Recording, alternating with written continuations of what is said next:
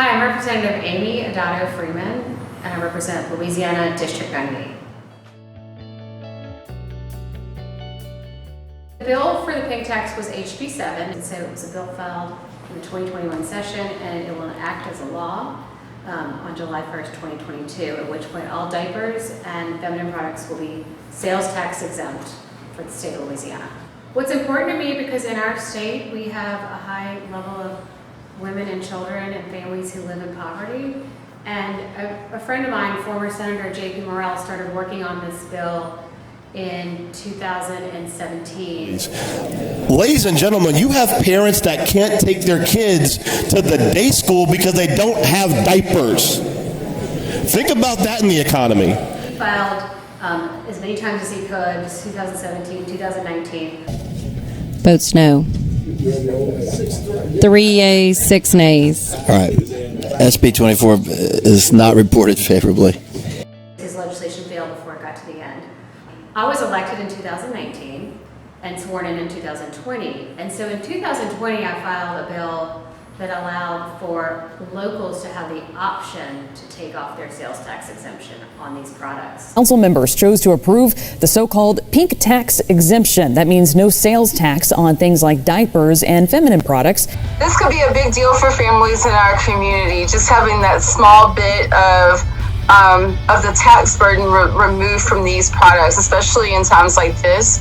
And we're able to do this because of legislation at the state level. That diapers and feminine hygiene products for personal use are exempt. All right.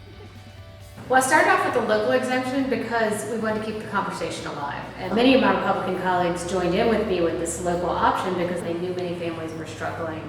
And then for the 2021 session, I moved further, and we now have a statewide exemption on these products. It was a bit of an uphill battle. I feel like I could write a novel on HB 7 because it took me 3 times to get the bill out of the Ways and Means Committee. I'm gonna go ahead and make a motion to voluntarily defer HB 7. Is there any objection? 7 yeas, 7 nays, the motion fails to pass. Seeing no objection, HB 7 is reported favorable. Thank you, Mr. Chairman. Thank you for your hard work, ma'am. It took me a few weeks, dangerously close to the end of session, in my opinion, for me to get it off the House floor. Because we only have 34 Democrats on the House floor, I have to get Republicans on board with me, and the Speaker is a Republican, and I worked with him to gain other Republican support to move the bill forward. From that point, I was all over on the Senate side. It came back to us for concurrence, at which point some people tried to kill it on the House floor in concurrence. Members, this bill came at a conference. All 6 conferees signed up. I've spoken to many of you individually. This is the bill that exempts feminine products and diapers, including adult diapers, for the women and children and families of Louisiana. We passed final passage for concurrence with 63 votes, I believe. So it was a journey.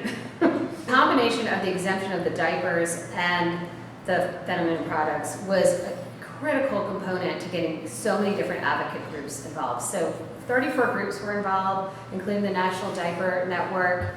It may seem like it will not make a profound difference, but I can tell you every dollar counts. Just urge you to think a little bit about looking at that in a different way, and that it would save families and women in the state $10 million rather than thinking about it being a cost to the state. I ask you to consider that organizations like the Junior League and our 5,000 members here across the state, bipartisan and in the spirit of cooperation, work to address this issue, not just for women and children, but for all members of our state. We support this legislation because of the support of the diapers that need to be provided to children and families across the state. There were some sleepless nights over HB 7 for me, so I'm not going to say it wasn't challenging.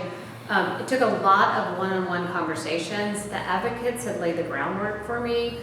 Former Senator J.P. Morrell had been there bringing the conversations. Some of the legislators who were there during his time would say to me, oh, is that bill about the diapers? Is that bill about the tampons?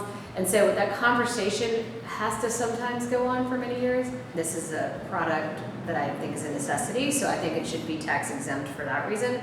But more importantly, for the women and children and families of the state who are living on such a narrow income, and need this extra dollars, this will put extra dollars into their monthly budget that will really make a difference for those families.